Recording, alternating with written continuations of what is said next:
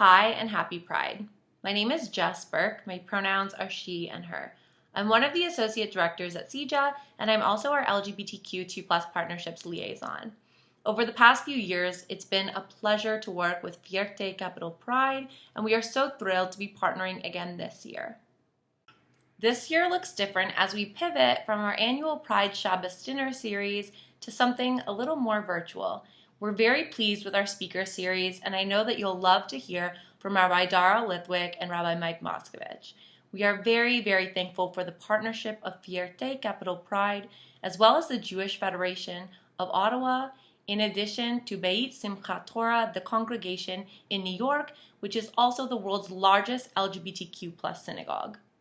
I'm delighted to invite Osmel to bring greetings on behalf of Fierté capital Pride, and to invite Jesse Bartzoff, one of our LGBTQ2+ National Advisory Council members, to introduce our speakers. Hi everyone and happy Pride. My name is Osmel B. Garamains and I'm the Executive Director of Capital Pride, and I use the pronouns he, him, and his.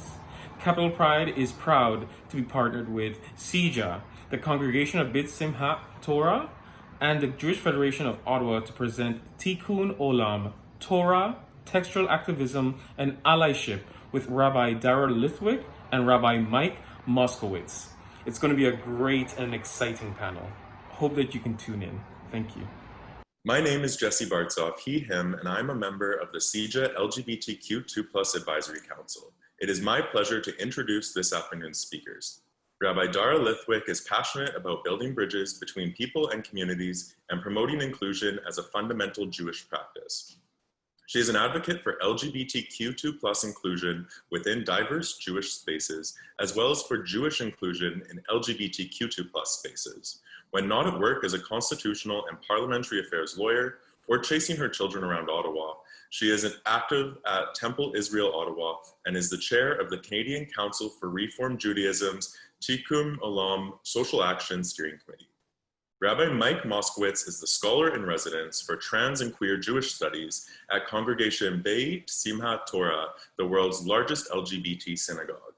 He is a deeply traditional and radically progressive advocate for trans rights and a vocal ally for LGBTQ inclusivity.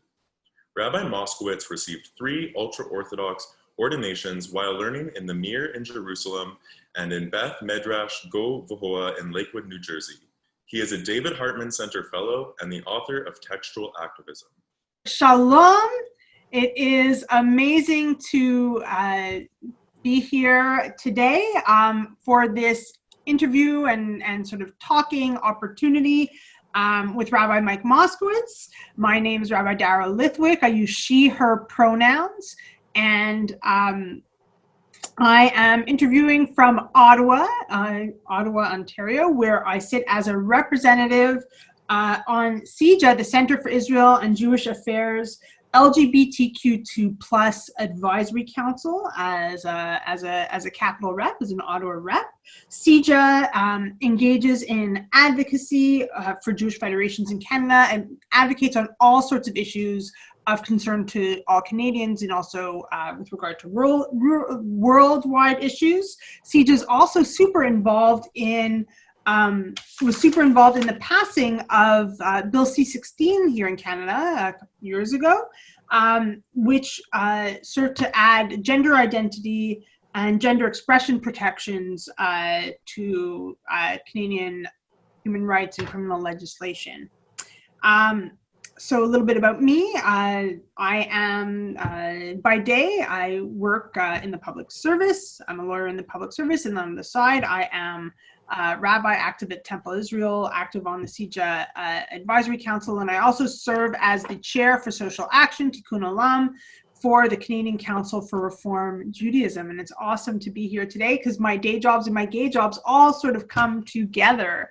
I have a wife and 2 kids, and we love celebrating Pride. And it means a lot to us, and seeing the evolution of Pride has meant a lot to me. And Judaism and Pride, for me, go really hand in hand, and my Jewish evolution and my Pride evolution have really gone hand in hand. It is such an honor to be here today with you, Rabbi Mike. So just a little bit, for those who do not know, who I don't, this is like Rabbi Mike Moskowitz is awesome. Rabbi Mike is the scholar in residence for trans and queer Jewish studies at Congregation Beit Simchat Torah in New York, the world's largest LGBTQ synagogue. He's a deeply traditional and also radically progressive advocate for trans rights and vocal ally for LGBTQ inclusivity, as well as for a myriad of social justice issues. He received his 3 ultra-Orthodox ordinations, or smichot, while learning in the Mir in Jerusalem and in Beit Midrash Gavoha in Lakewood, New Jersey.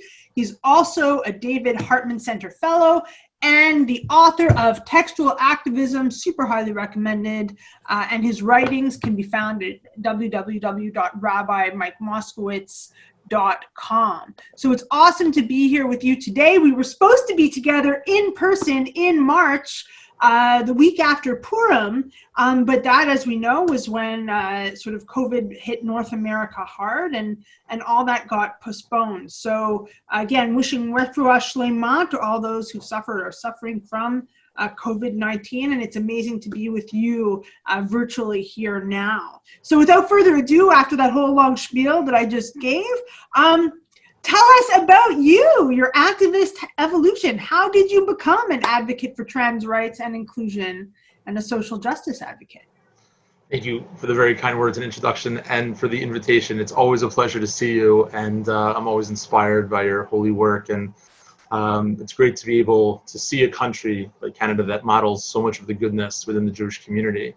I think, like for most people, my journey in allyship and advocacy started in a really personal way.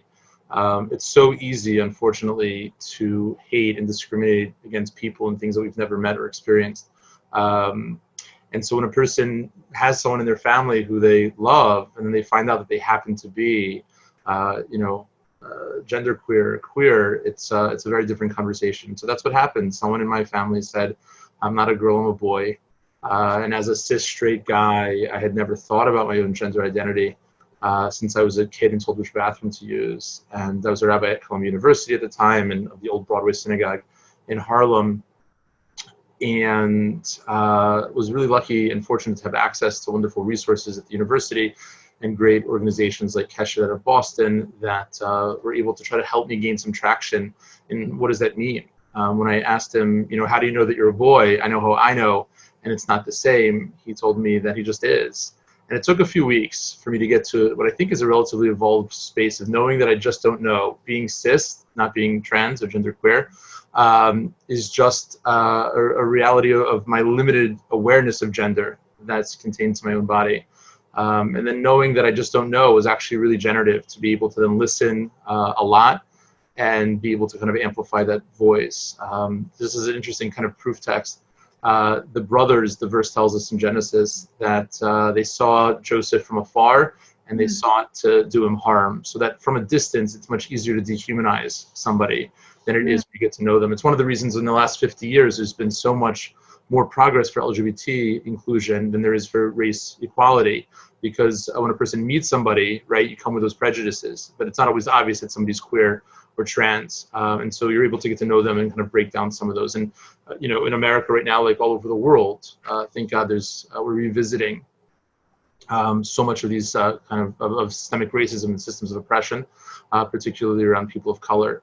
And so it's all encouraging. And unfortunately, transitions are difficult. And we're very much, I think, as a society, especially for white folks, trying to recognize how much of a role we have in this and how much responsibility and ownership rests on us, and what's the appropriate way to respond and to try to fix it. And all of that is tricky. As a straight cis person doing work at an LGBT synagogue, allyship is often awkward because it is predicated on the world being broken.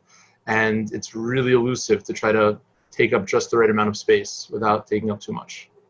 Well, thank you for that. And I want to sort of pick up on what you were just talking about around allyship and sort of the ease in terms of building, in some ways, the relative ease with regard to LGBTQ, the evolution of LGBTQ2+ rights, in that LGBTQ individuals are present throughout strata, throughout communities, throughout, no matter your background, your ethnicity, your culture, your race, your economic strata, et cetera, no matter what state you live in or what province you live in. Queers are everywhere, and there's, in that sense too, once you have somebody in your family, who identifies in one way or another as queer. I mean, I myself identify as a lesbian. I am cis, otherwise, she, her pronouns. In a sense that's easier. And you mentioned also the challenge of, in that sense, building bridges and breaking down barriers in terms of other types of discrimination and disparities. You mentioned with regard to anti-Black racism here in Canada too, discrimination against Black and particularly Indigenous people of color, ableism as well.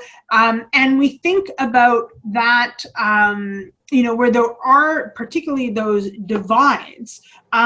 What is your advice in that regard to chaver up, as you write in your book, to ally up, to build those bridges, to get beyond, to sort of get beyond those unfortunate boundaries? It's a great question. The most important piece is to kind of get out there and to build relationships, right? To really try to understand, what the people on the ground that have been doing this day in and day out, even when it's not trending, especially when the cameras aren't there, the people who are really doing this, for such a long time, what's the local need? The idea of an ally, I think, within the Jewish tradition is a function of attachment, right? The word chaver, which we translate as friend, has its root even in the Bible, that the vavei hamishkan, the hooks that were used to attach the curtains to the pillars. The Hebrew letter vav, which is the sixth letter, is the most vertical letter and actually looks like a hook. And in English is the conjunction and. It connects one thing to the next. So the idea of kanal l'chaver, right, to acquire a friend, means don't live a life that's uninvested, right, in the other. So each person has unique resources, both in terms of proximity to people in need and the resources that we bring as the result of our life, unique life experiences. So the purpose of being an ally is to help attach that privilege, often society has constructed to help ease the pain and to provide equality, agency, and a platform for that first-person narrative to be told. It's always tricky because it's difficult to ask somebody who's already oppressed and marginalized to dig deeper, to make it easier for us, right, to make ourselves feel better with the recognition of the privilege that we have. But if we don't show up and we don't start learning and reading, so then we're never going to advance the cause. So when we read the news on any given day, there's no shortage of things which are absolutely heartbreaking. God forbid it should ever become easier, right, to be motivated to become an ally. But I think what's helpful to kind of think about on a soul level is what moves us, right? What brings us to tears the fastest. And again, there's no shortage. So thinking about the ways in which we can be uniquely impactful, that if I as an individual don't show up in this space, nobody else can, is a great way of trying to think about how to be the most efficient within, within the spectrum of things. Everybody can do something. Our rabbis teach us nobody can do everything. And so trying to be strategic about it, the first thing to do is to read the right books on any given subject. There's no shortage of books, on, the new Jim Crow and there are wonderful articles. Start a book club, right? Find somebody that that's been thinking about this consciously and deliberately for a really long time.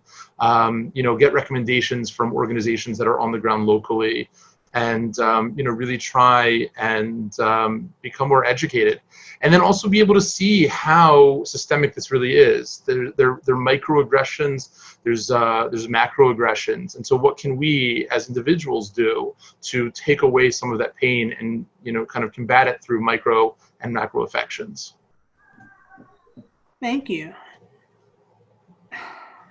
Oh, there's so many different questions that I want to ask that could go in so many different directions, and I'll try to keep it a little bit focused. In terms of for yourself and in terms of your identity as well, how have you found, what have been your barriers and what have been your opportunities that have enabled you to be both an advocate and an ally, like on different causes? And what is your core Torah where do you lean in terms of getting there? So the core Torah for me is that Judaism is the relationship that God intends to have with the Jewish people. The Torah and our tradition contains the details of that relationship. If we want to have a relationship with God as a parent, we need to love all of God's children as siblings. So if we ever make a distinction between my kids and their kids, right, we're not seeing them as God's children. So for me, that's what motivates me, trying to, hold and be sensitive to the pain that God must be experiencing and seeing so many of God's children, right, in cages, hungry on the streets, right, in constant fear of violence. We own that as a community. There's plenty of food to go around in this world. In America, about 40% of it goes to waste. So we own that, right? The world that God made was perfect in the garden, and then we broke it, and it's on us to fix it. So that for me is kind of the core motivating factor, that I'm in a relationship with God, and God's not happy, right, with the reality of it all. There are moments, and there are nuggets, and there are amazing humans doing deeply holy things that bring God, I think, so much pleasure and nachas. But when we look at society as a whole, there's just no shortage of work that needs to get done. And so for me, I try to compete where I'm strong. I was really lucky to be able to spend a really long time in yeshiva and to get a wonderful education in Jewish texts, in rabbinic texts and methodologies. And so that's kind of my unique contribution. It's been easy for me in that there aren't people in this space so much, right? The left wing of the far right isn't a heavily populated place of progressive fundamentalism, right? Yeah. So in that way, it is a little bit easier.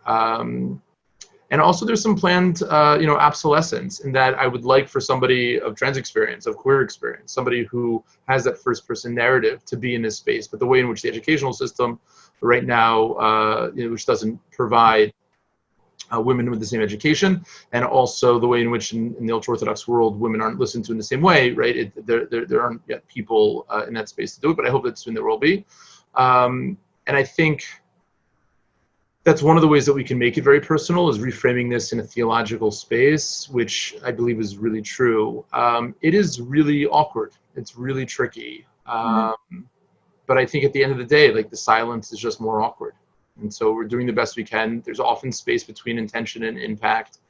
When people recognize that good people are trying to do the right thing, we live in a culture that, expects 100% of the time.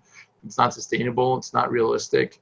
Having to answer for things that we said or did 20, 30 years ago, we have to own them, right? But when a person has 20 or 30 years of a track record of doing the right thing, so a person can apologize and say, listen, I was where I was, a reflection of society. I'm now embarrassed. I would never do it again. I feel like I have to make amends for it. I'm doing that. But we have to be compassionate and we have to be forgiving. There are a lot of people that are hypercritical of kind of the gradations on the spectrum from intolerable deviancies to tolerable deviancies, that language is just too offensive, to being accepted and then, God willing, at some point celebrated. But the world doesn't change entirely ever in one space, and it's important to recognize the progress that people are doing, and also to try to encourage people to advance that cause. That the fact that a person can't do all the things doesn't mean that it's insignificant to help advance it in the ways which people can, because a lot of this, and I would say most of this, is about the dominant culture of homophobia and transphobia having very little or nothing to do with Jewish texts and traditions. That's beautiful what you're saying, in terms of it having really nothing to do with Jewish text, because we apply our lens onto our texts in different ways, and whatever our dominant, whatever our the dominant views are at the time. And I also, I recall as you were speaking, like, I was thinking back to my own experiences coming out a very, very long time ago, and being ready for it to take the time for my family to come around. They were not there. They had to go through that process, as you said, even from being in a really bad space and being very discriminatory in some ways, against me, against other people, and to celebration. But I saw that happen, which gives me faith, that it does happen and that it can happen. And I hear you a lot around, being incredibly compassionate for tshuva, saying that people can engage in tshuva.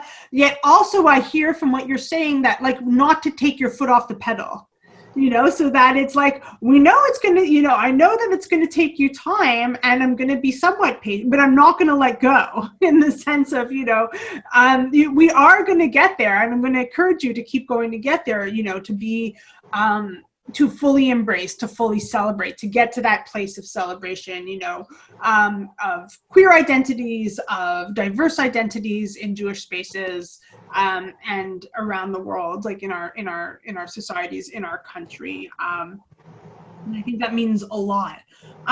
Just to say, I wrote an article last week on, I think it was titled something like "Allyship is not in heaven." Because a person can look at at allyship the way in which some people can look at Torah and say, listen, it's just not for me. Like, it's too much to learn. It's really actually too intimidating, and so I'm just not going to advance the cause. So I finally gave, I was thinking about it for a long time, and finally found some language within our scripture, within our Deuteronomy, Dvarim 30. Yeah, so that's what I quote, right? Shemayim, right? And so there's a wonder, just that we're talking about. There's a wonderful medrash. There's a wonderful medrash that says, what's the difference between a tipish and a chacham, a wise person and someone who's not so wise?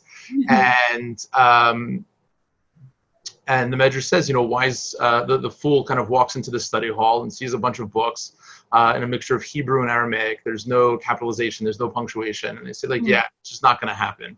And the wise person says, yeah, there's a lot of words, but there's a finite number. So I'll learn like 2 chapters today. I'll learn 2 chapters tomorrow. At some point, I'll finish the entire thing.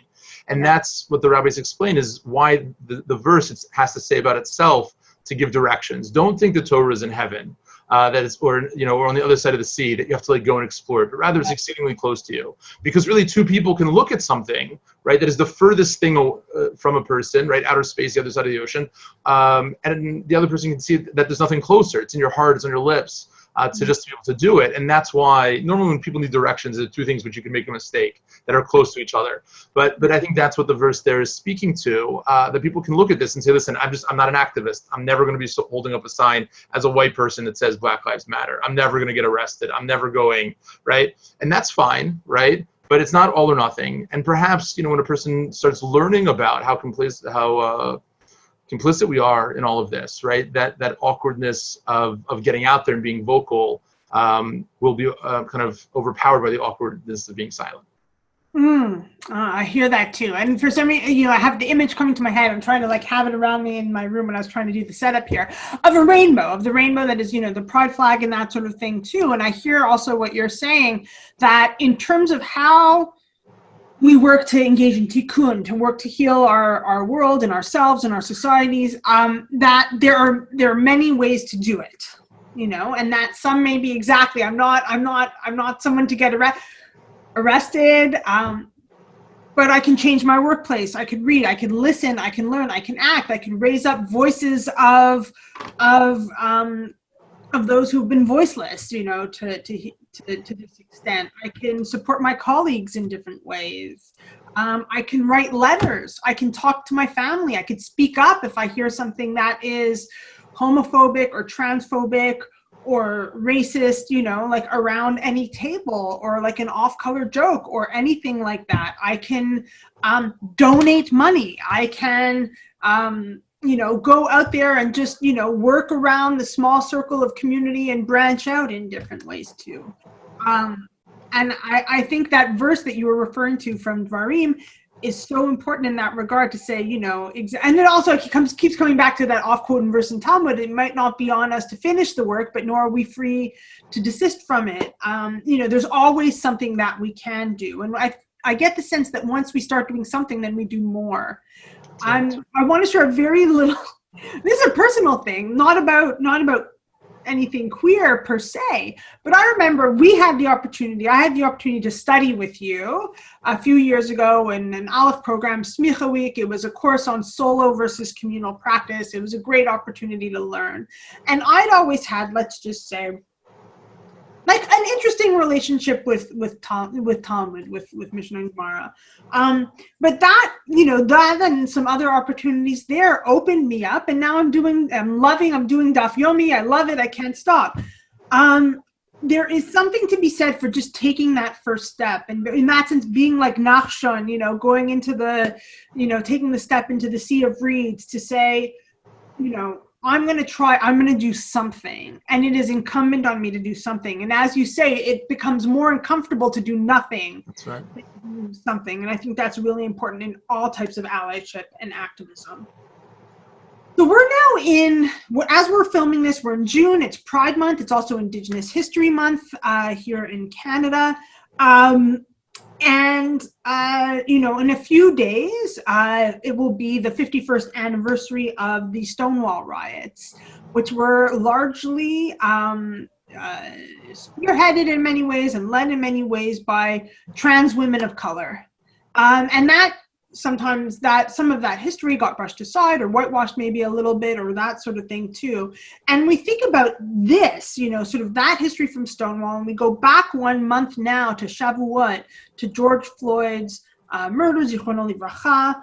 And we look now into where we are in the Jewish calendar. We're at a new month right now of Tammuz, which is an interesting transition month too, into a period, a low period around destruction, and then a whole rebuilding that happens. Taking all of that together, where we are in Jewish sacred time and where we are in political time, in activist time,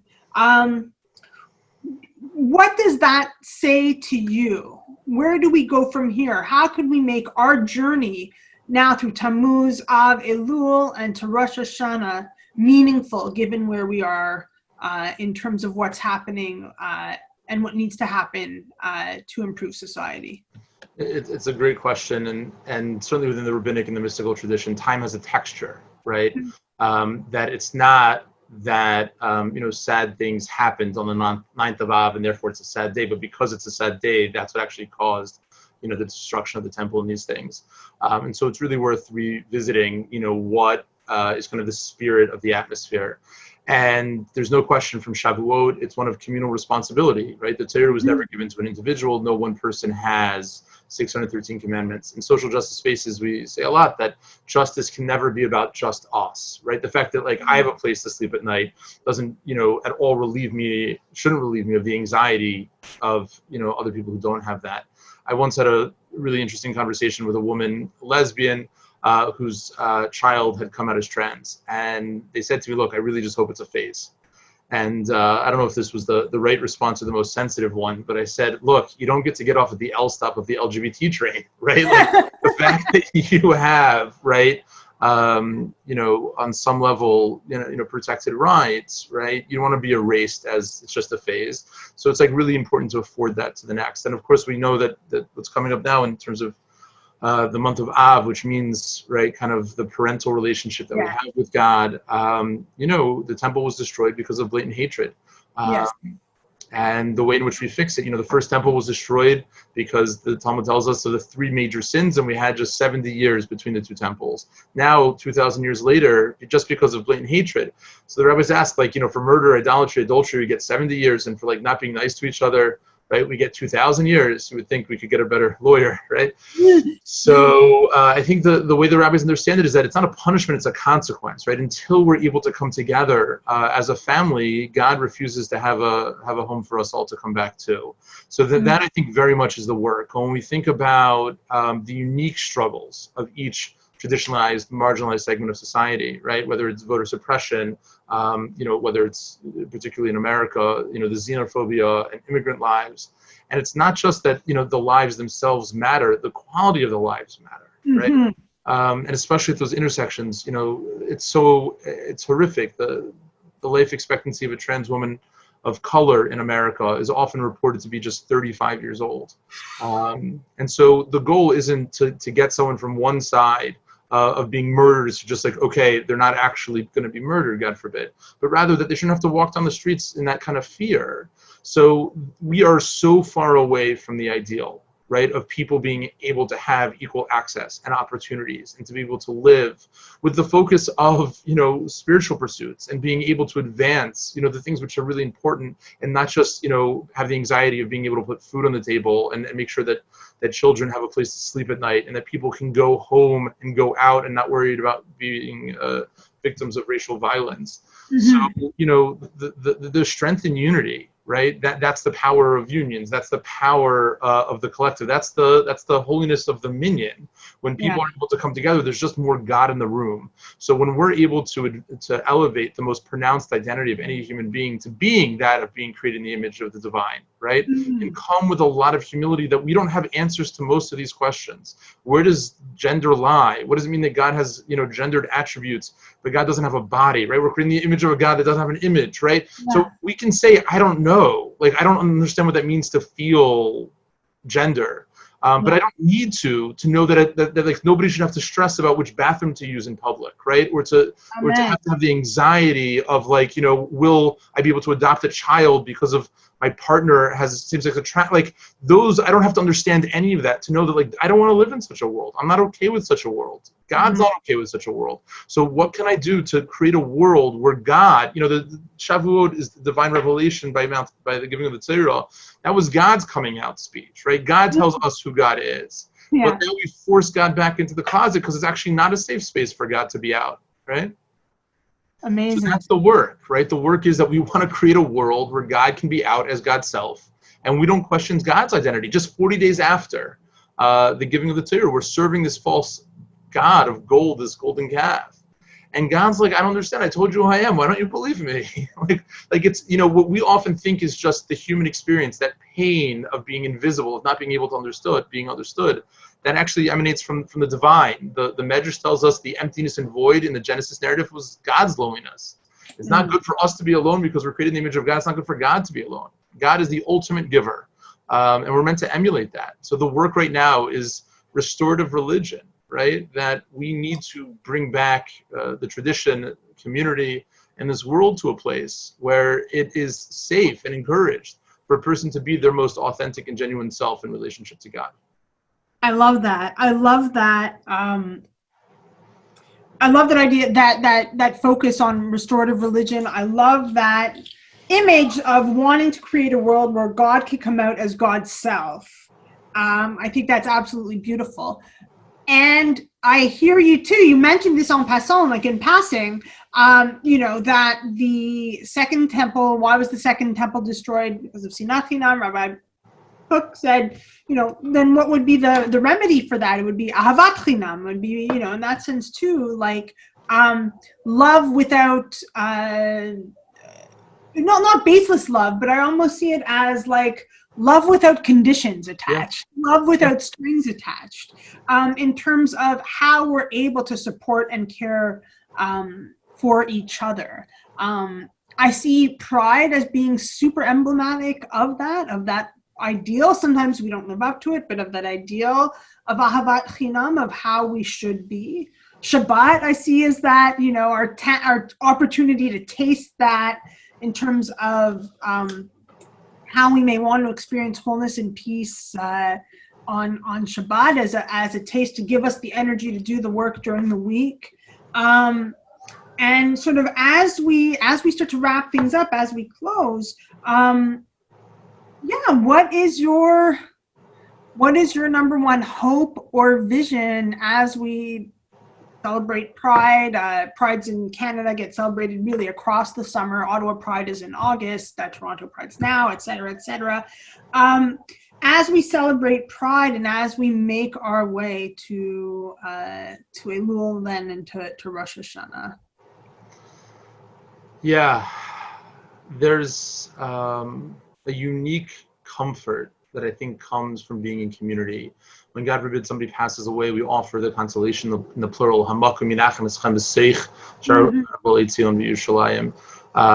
right? And the attribute of God being everywhere all the time, the omnipotent, the omnipresent God of Hamakom, which is also kind of the source of compassion, right? It's the source of life and of Rachamim and the Rachamim and all of these things. We find in this week's Parsha, Korach, right? Really makes this claim of all lives matter, right? He says to Moses, right, Kulam Kadeshim, right? Everybody is holy, but he also, in saying that, separated himself out, and we find ourselves living in the most divisive of times, whether it's about Israel or it's about gun control or it's about, any climate change, whatever it is, it seems increasingly difficult to have a conversation with somebody who you don't already know sees the world exactly the same way that you do. And reasonable people can disagree about a lot of things, especially if it's around how do we achieve a goal that we both agree on, right? We both agree that children shouldn't have to worry about going to school and getting shot. So what's the best way to get there, right? Mm-hmm. If we're able to kind of embrace, I think, a broader space, it is a big Torah. But if we are willing to follow science, right, and facts, and we can agree on an inalienable right, what a person is entitled for being human, what that guarantees them. So reasonable people can argue about the best way to try to achieve it. But being able to have that kind of space to have broader conversations really, I think, provides a more holistic version of a truth, of the truth, and also there's just more of God that's being revealed. Some of these things really are very tricky, and we flatten them by saying, my whole view on Israel can be on a placard, right? Like it's not a nuanced conversation. My whole thought around, anything, right? If you can say it in a sentence, it's not generally, it doesn't provide the space for something that's more in depth. So part of the work of coming together is to be able to sit in conversation and have those difficult ones with people who see the world differently than we do, and not write them off as being evil just because they don't see things the same way. The Talmud, every page is filled with a dispute. Exactly. Yeah. I love that. So, we can embrace a commonality of individuality. We can recognize that there's so much more that we have to learn than we actually know, and being able to ourselves be more exposed to the struggles that are not our own is irreplaceable. There's no substitute for people being able to hear from somebody who is in a situation of injustice. I think that's one of the reasons people have recognized that it's not like there's more of any of the things that we're hearing more about. It's just that we're hearing more about it, and so that's the first step. Amen. Final question. As I stated at the outset, we were supposed to be together in person here in Ottawa in March, but then COVID-19 hit.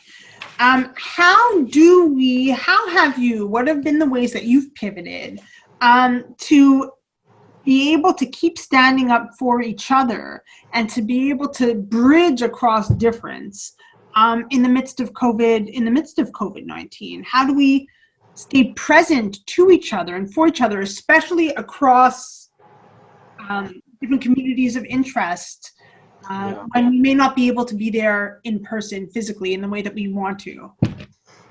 Yeah, I think the only kind of advantage of this time is that people are not traveling. And so there's a way in which it's actually easier, right, to be in a conversation in Canada in this way than it would be other. So it's worth putting out the energy and the invitation to perhaps be in spaces that are beyond your comfort zone, not to be combative, but really to listen.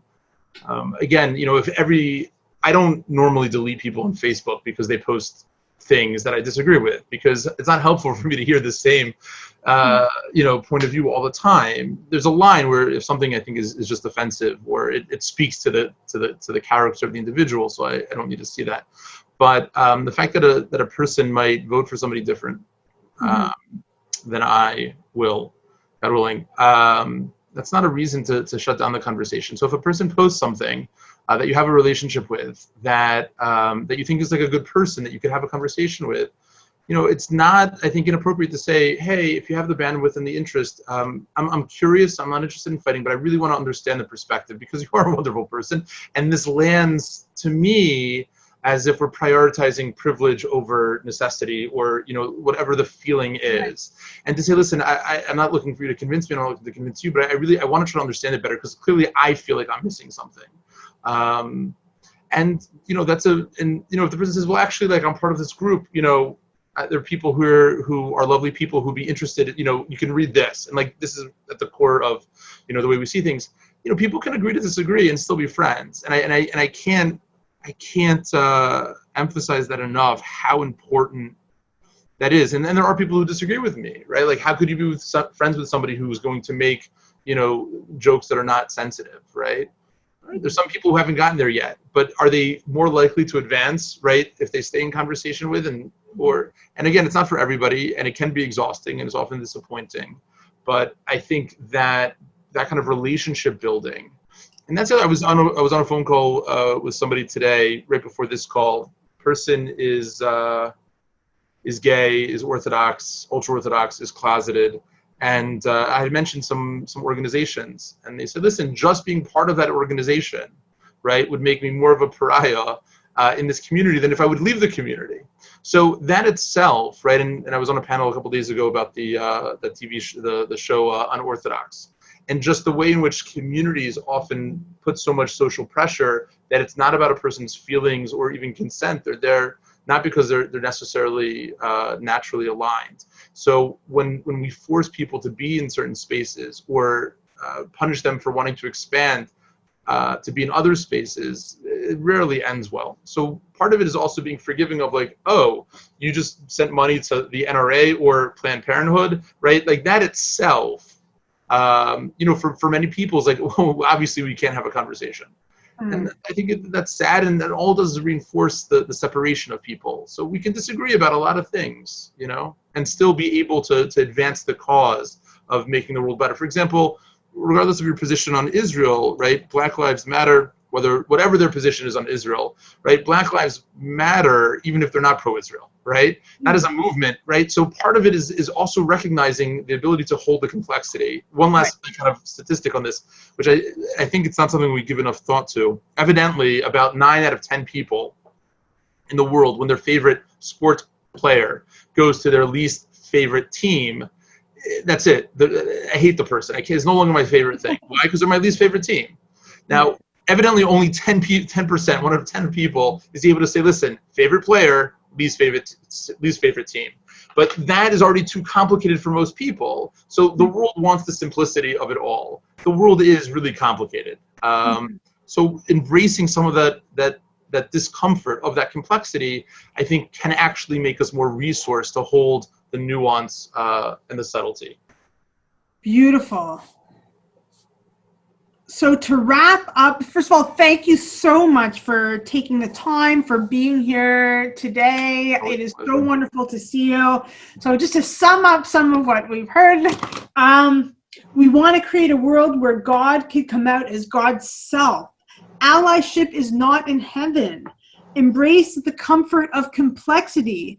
Take steps, build bridges. Justice isn't about or for just us.